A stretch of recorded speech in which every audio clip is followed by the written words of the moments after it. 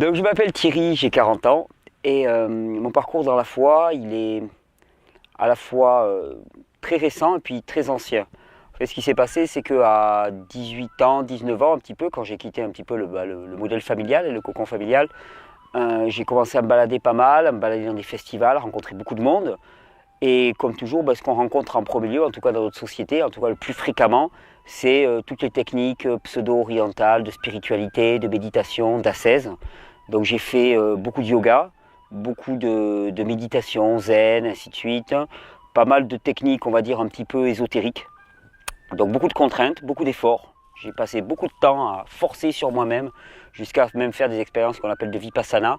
C'est une retraite de, je me souviens plus combien c'était, une semaine ou 10 jours pratiquement, sans parler, juste à méditer. Alors bon, heureusement, là, j'étais pas assez costaud pour supporter ça, donc je me suis enfui au bout de 3 jours, parce que ça, vraiment, c'était hors de ma portée. Mais voilà, beaucoup d'efforts, beaucoup de contraintes, beaucoup d'astreintes. Et bon, j'allais pas mieux. J'allais pas mieux, mais par contre, j'arrivais à me jouer un personnage un petit peu d'une certaine manière. C'est-à-dire que j'arrivais à me donner l'impression que j'allais mieux. C'est à peu près ça, c'était de l'auto-persuasion. Alors à certains moments, je m'illusionnais moi-même, et puis à d'autres moments, je voyais bien que ça ne marchait pas. Puis bon, en même temps, chose étrange, j'étais vraiment dans des milieux qui étaient, on va dire, hostiles à la foi chrétienne, réellement, à la vie de Christ en nous. Plutôt style alcool, drogue, plutôt pensée punk que pensée chrétienne. Et en même temps, j'avais toujours un évangile avec moi. Ça m'a jamais quitté, alors que mes parents ne sont pas du tout portés sur la foi, ils m'ont donné aucune éducation dans ce sens-là. C'était des enseignants athées, on va dire, même athées relativement, pas militants, mais bon, voilà, pas du tout religieux. Et pourtant, j'avais un évangile. Alors je le lisais plus comme un écrit de sagesse un petit peu à l'époque. Hein. C'était pas vraiment je rentrais pas dans la foi, mais par contre cette histoire de Jésus vraiment me fascinait. Il y avait quelque chose de grand, bien au-delà de ce que je vivais au quotidien, quoi. Il y avait quelque chose de gigantesque, quoi. Quand je lisais les paraboles, je disais waouh, là ça me paraissait quelque chose de lointain par contre, tu vois. C'était quelque chose qui avait eu lieu à une époque avec un homme qui me paraissait au mieux un espèce de maître, on va dire. Hein. Puis bon, voilà, je le rejetais à distance, mais il n'empêche, ça me tournait autour. J'aimais beaucoup lire des histoires, les histoires de Jésus, les paraboles, les évangiles. J'aimais beaucoup l'évangile de Matthieu, par exemple, me plaît beaucoup.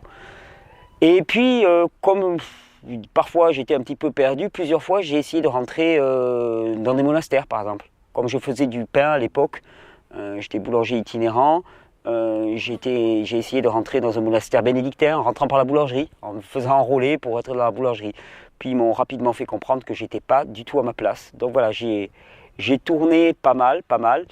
Et il faut dire qu'à l'époque j'étais là aussi, on va dire, c'est une période assez noire de ma vie. Hein. Je me décris à l'époque comme à peu près ayant tous les vices, c'est-à-dire menteur, voleur, trompeur, usurpateur, ça à fond, violent, colérique, violent, addict à de nombreuses substances, avec un comportement déviant à tous les niveaux, que ce soit au niveau spirituel ou au niveau matériel, on va dire. Et à l'âge de 33 ans, l'année de mes 33 ans, il y a eu une accumulation quelque part de faits. L'habitat dans lequel j'habitais quelques jours avant mes 33 ans, au mois d'avril, d'ailleurs je m'en souviens toujours, c'est le jeudi de la Semaine Sainte, hein. Mon habitat a pris feu et j'en suis sorti, on va dire, j'ai tout perdu, tout a brûlé. Moi j'en suis sorti moi-même extrêmement marqué, hein, un petit peu brûlé et puis profondément jeté. Hein. Je suis en pleine nuit à 2h ou 3h du matin, je m'en suis enfui, j'ai sauvé ma peau mais à quelques secondes de près. Donc ça m'a mis dans un état de précarité, de situation précaire matérielle terrible. Et déjà à l'époque, ma santé était vraiment déclinante due à tous les abus. Et puis je pense à toute la violence, la colère, la méchanceté qu'il y avait en moi, réellement, hein, la haine même qu'il y avait en moi, qui me mangeait littéralement de l'intérieur. Et que je cultivais aussi, j'avais une certaine forme d'attirance pour la violence, une ultra-violence. Et donc ça m'a mis dans une situation vraiment de précarité matérielle, ce qui a fait qu'accélérer une descente aux enfers sur le plan physique. J'étais devenu cachectique, je pesais plus que presque 30 et quelques kilos, enfin j'étais un zombie quoi, littéralement. Et personne ne savait ce que j'avais. J'avais une tuberculose, j'avais une pancréatite, j'étais malade de partout. Les médicaments ne marchaient à rien ne marchait. Et Et en fait, je réalise maintenant après coup que malgré cette espèce d'avertissement ou de signe très fort qu'il y avait dans cet habitat qui brûlait, j'ai pas changé grand-chose dans mon mode de vie. Ce qui fait que les mois qui ont suivi jusqu'à l'été, j'ai continué à m'enfoncer. Et je me suis retrouvé en milieu d'été, à la fin juillet, dans un état d'incapacité, d'handicap total. C'est-à-dire que je me suis retrouvé à ne plus être valide. Je ne pouvais plus marcher, je ne pouvais plus me nourrir, je ne pouvais plus rien faire. Et donc en désespoir de cause, j'ai demandé l'asile à ma famille, à mes parents, qui étaient à l'époque des gens dont je me méfiais énormément. J'avais beaucoup de colère, beaucoup de ressentiment. Donc quelque part, c'était un petit peu me jeter dans la gueule du loup. En même temps, j'avais pas trop le choix. Et quand je suis arrivé chez eux, j'ai été touché d'une évidence. Alors maintenant, avec les mots que j'utiliserai maintenant, je parlerai de j'ai été convaincu de péché et convaincu aussi de repentance, qu'il fallait que je fasse une repentance. À l'époque, ce que j'ai ressenti surtout, avec les mots que j'avais à l'époque, c'était que si je voulais sauver ma peau, il fallait absolument que je contacte tous les gens auxquels je pouvais penser, à qui j'avais fait du mal, à qui j'avais fait du tort, et que je leur propose une réparation, que je leur demande pardon, que ce soit financièrement, matériellement, ou en tout cas que je les contacte et que je leur demande pardon. Et je l'ai fait. Et chaque fois que je faisais ça, je me sentais de plus en plus léger.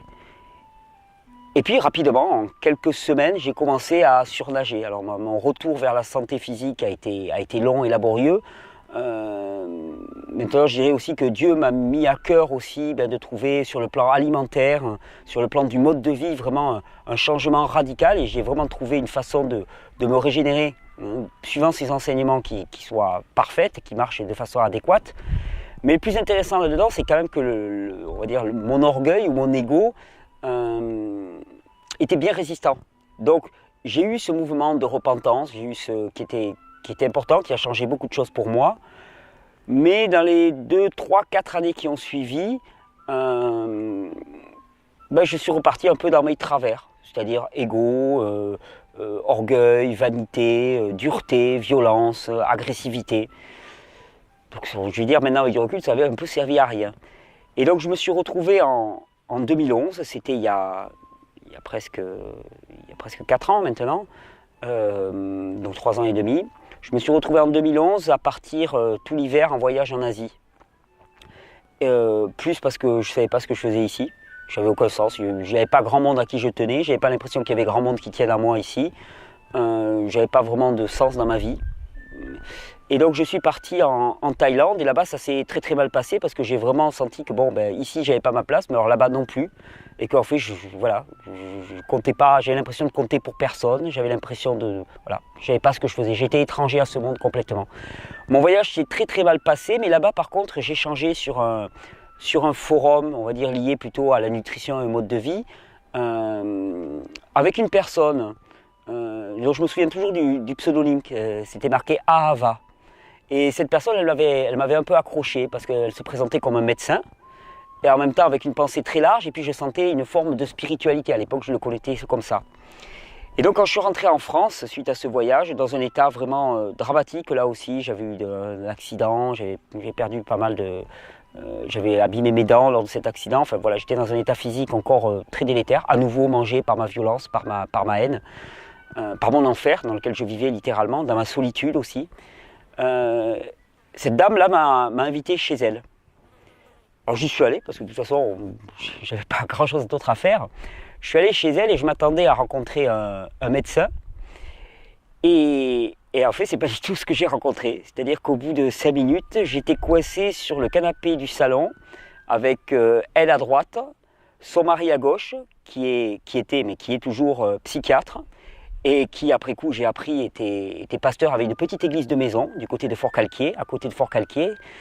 Et ils m'ont annoncé la bonne nouvelle. En fait, ils m'ont annoncé que ce que j'avais aimé dans le Christ, ce n'était pas une histoire ancienne, mais que Christ pouvait être vivant en moi. D'ailleurs, la première phrase qu'ils m'ont dite et qui m'a frappé, c'est, il me dit, voilà, ne va pas chercher parmi les morts celui qui est vivant.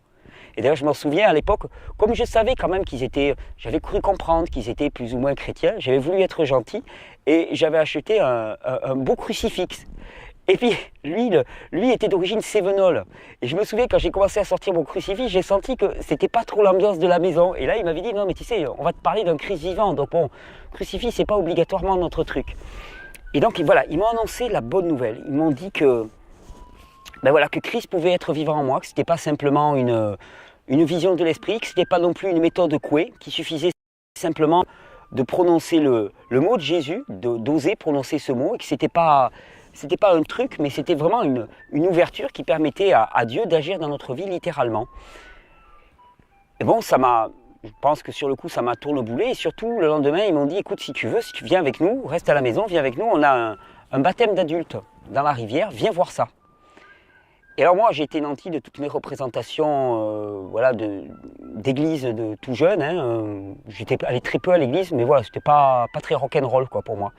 Et je me souviendrai toujours, je suis arrivé dans un immense pré, il y avait une rivière de montagne, il y avait un gars qui est devenu un ami, qui est quelqu'un d'origine indienne, lui aussi avec un parcours de conversion absolument hallucinant. Il a été rejeté par toute sa famille parce qu'il a quitté la foi indienne, qui est assez dure, pour se convertir et pour devenir quelqu'un de fabuleux. Il s'appelle Chan, j'ai une grande gratitude. Et donc il y avait Chan qui jouait de la guitare avec des Ray-Ban sur le nez, et puis c'était joyeux, il chantait des louanges, c'était magnifique. Et puis j'ai vu ces gens se descendre dans la rivière, plonger, et il y en a un particulièrement, un ami qui s'appelle Grégoire, qui est devenu un très grand ami. Je l'ai vu se relever après avoir été immergé, et j'ai vu son visage. J'ai pas vu quelqu'un de transformé, j'ai vu quelqu'un qui avait pris une décision qui changeait sa vie. Et ça m'a scotché, ça m'a littéralement scotché. Et j'ai dit, ok, pour moi aussi, dans un an, ça sera ça. Et un an après, ben, je me suis effectivement baptisé. Et dans l'entre-deux, ma vie avait été radicalement changée. C'est-à-dire que moi qui étais agressif, violent, perdu, j'ai trouvé à la fois... Je le dis souvent, je suis ému, je dis parce que franchement, j'étais peut-être le dernier à sauver. Vraiment, il n'y avait rien à parier sur moi. Physiquement, j'étais foutu. J'étais assez de guingois. Moralement, j'étais complètement tordu et perverti. Donc, c'était certainement pas moi qui avait à sauver.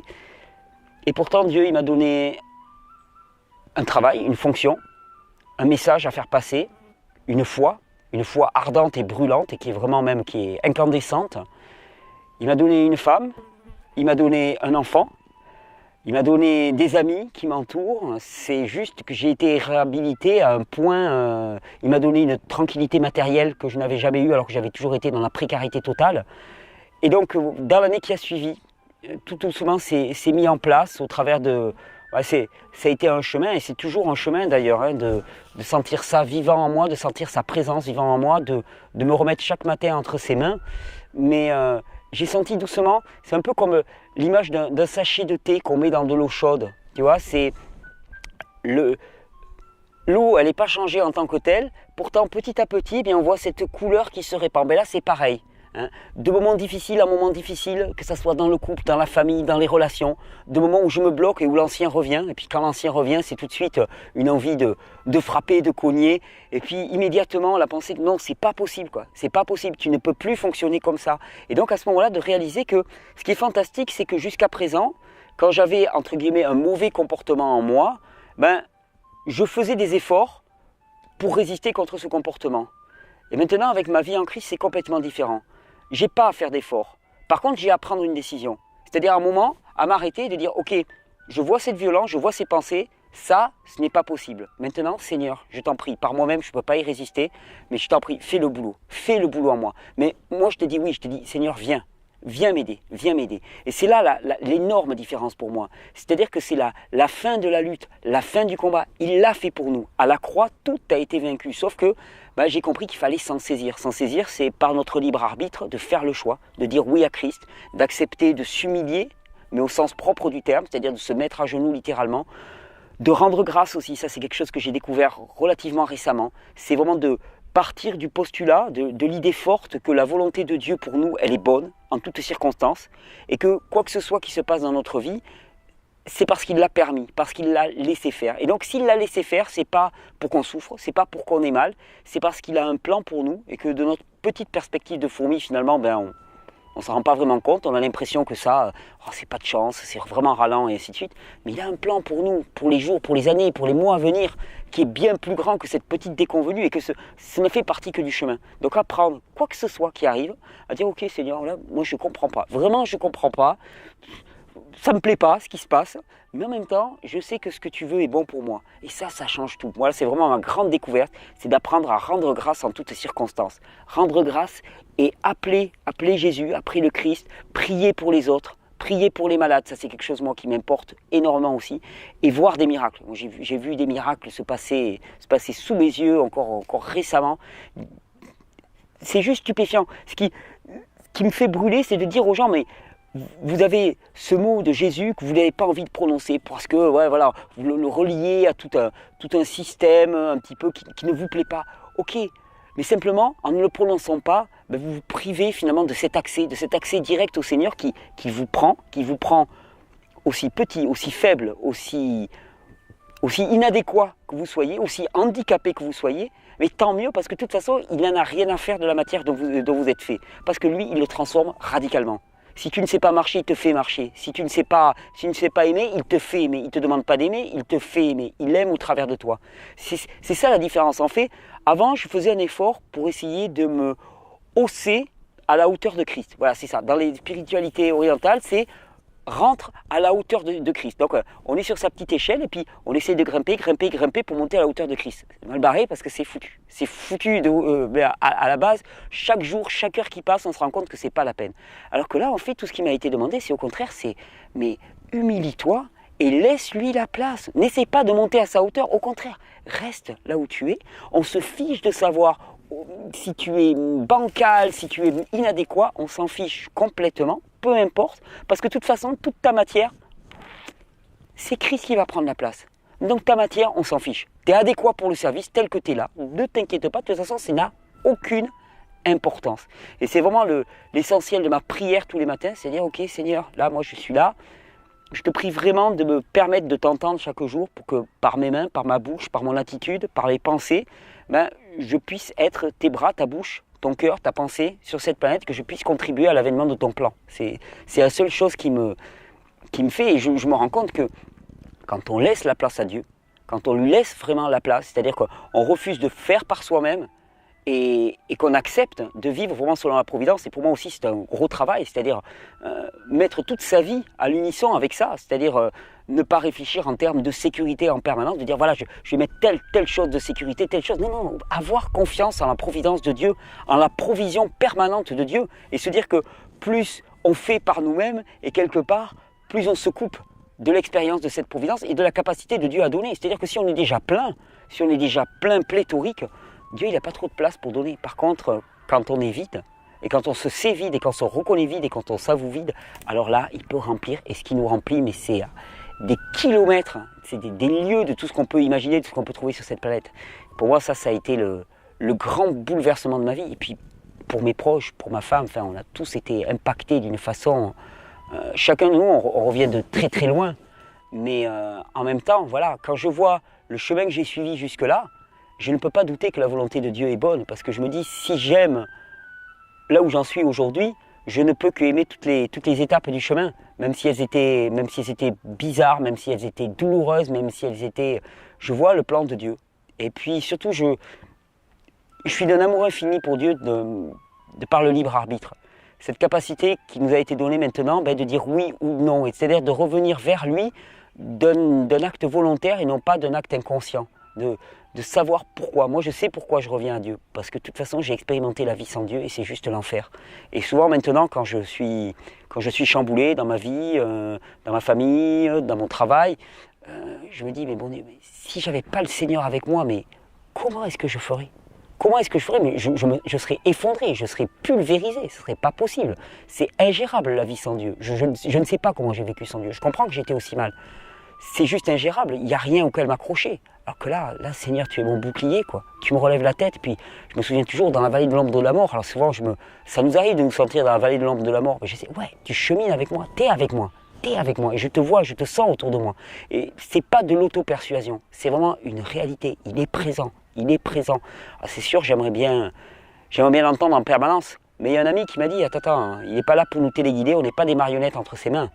Il teste notre foi régulièrement, mais il nous donne aussi notre libre arbitre. Et c'est cette dimension aussi que j'ai à explorer. Parce que finalement, j'ai tellement vécu par moi-même que maintenant, j'aimerais bien vivre que par Dieu. C'est-à-dire, il me dit tout. Seigneur, est-ce que je dois faire ceci? Est-ce que je dois faire cela? Il m'a appris à... Il m'a dit, voilà, écoute-moi quand je te parle, et le reste du temps, eh bien, fais selon ma volonté, ce que tu sais de ma parole, ce que tu sais... Et moi, j'ai vraiment à cœur de témoigner de cela, parce que vu de l'extérieur, ça paraît fou. En tout cas, je dis ça parce que je viens d'un monde dans lequel, si quelqu'un m'avait tenu les propos que je tiens actuellement il y a 10 ans, j'aurais dit, ok, c'est bon.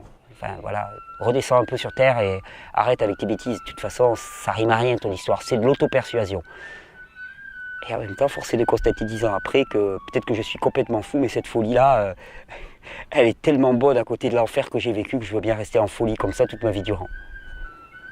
Ah, c'est juste inimitable, c'est quelque chose d'incroyable. La première guérison auquel j'ai assisté, c'est la mienne. Ma femme à moi, elle m'a libéré d'années d'addiction, quelque chose de juste hallucinant, contre lequel j'avais refusé de lutter. Bien sûr que j'ai vu des guérisons, j'ai vu pas mal de guérisons pour des malades. J'ai vu la mienne en premier lieu, qui était juste incroyable pour moi. J'ai encore récemment été prévenu par Dieu d'un accident qui allait se passer de façon imminente et parce que j'ai été prévenu juste avant, l'accident a pu être évité. En tout cas, l'accident a eu lieu, mais le côté dramatique de l'accident n'a pas eu lieu, alors que ça aurait été, voilà, il y aurait eu mort de personnes. C'est sans cesse qu'il guide nos pas. Là. Il y a encore quelques temps, pareil, je devais retrouver quelqu'un, ça paraît tout à fait anodin. Il y avait quelqu'un que je cherchais et qui évitait la rencontre. Et Dieu m'a guidé littéralement, il m'a téléguidé au travers des rues pour tomber sur cette personne et faire ce qui devait être fait. C'est juste fantastique quand on l'écoute. Oui, mais des guérisons, oui, bien sûr que j'en vois, bien sûr. Oh, tout simplement le simple fait de prier quand à certains moments, on peut avoir même des petits bobos du quotidien, des petits maux de tête et des choses comme ça, ou une douleur au pied parce qu'on s'est tapé le pied, on s'est mal tapé le pied. Il est là. Et j'ai vraiment appris aussi, actuellement c'est mon travail, d'apprendre à savoir que Dieu, il n'est pas là que pour les grandes choses. Avant, je n'osais pas le déranger pour les petites choses. Tu vois, je lui disais non, mais il y a autre chose à faire, je ne vais pas le gérer avec mes petites histoires. Mais ça, c'est de l'ego, ça encore. C'est de l'ego. Il est là pour toutes choses. Il est là pour des grandes choses, pour des petites choses. Il m'a protégé, il m'a tenu tout le long de ces années. De toute façon, le premier miracle, c'est ce que m'avait dit un médecin naturopathe que j'avais rencontré à l'époque. Il m'avait dit quand on vous voit, on ne peut que croire à la grâce de Dieu, parce que physiquement, c'est juste impossible que vous soyez debout.